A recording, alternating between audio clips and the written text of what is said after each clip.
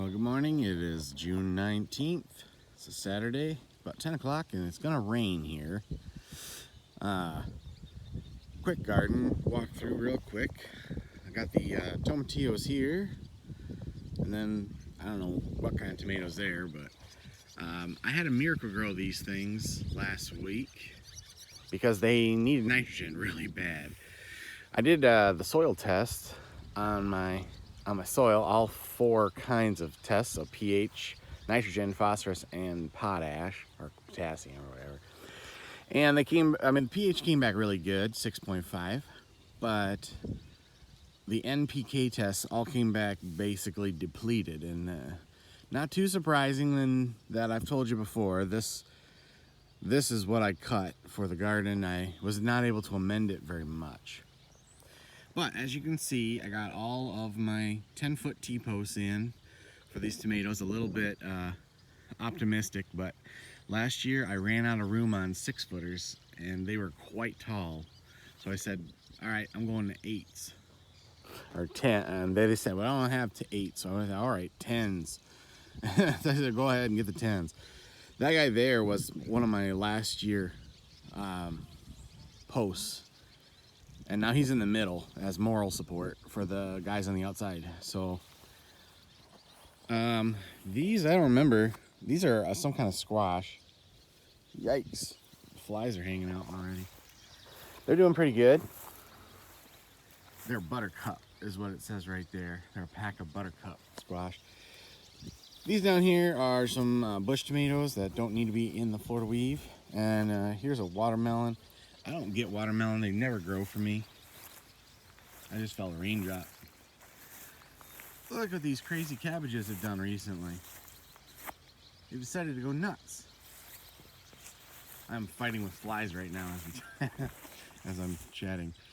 I cleaned up these ghost peppers because they were really bushy. They were only yay tall and they were just like a Pomeranian or something.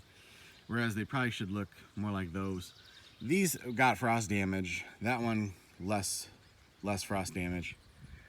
In the back, that entire row in the back is all gonna be gourds. So if anything shows up, it's gonna be sweet.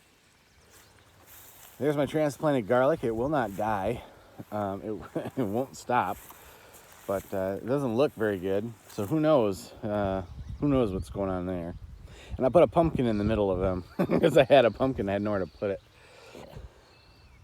These are daikon radish. I don't think these will work, but I had a couple mounds and a pack of them, so I threw them in. Some more cabbage. These are rows of black-eyed peas, and those are rows of onions. They're doing okay. Brussels sprouts back there seem pretty happy. There's there, and then there's 2 or 3 more there. There's a couple of cucumbers that haven't died yet. I haven't had a lot of luck with them around here. And then here's the corn. And we went through and hoed all this corn. We thinned it a little bit.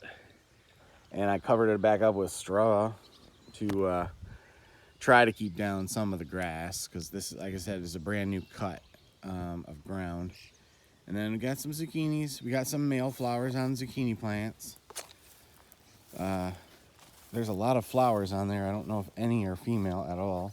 It's early and I don't expect female flowers, so not too worried about that.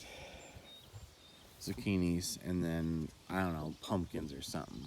So yeah, garden update for my house. You know, this is like this is gonna be a chemically induced garden. Oh, there's sunflowers in the back. This garden this year, unfortunately, is gonna just have to completely rely on Miracle Grow and 10-10-10 and Mater Magic and stuff like that, because the dirt just has nothing to offer. You know, they come up, they sprout, and then they stall out here.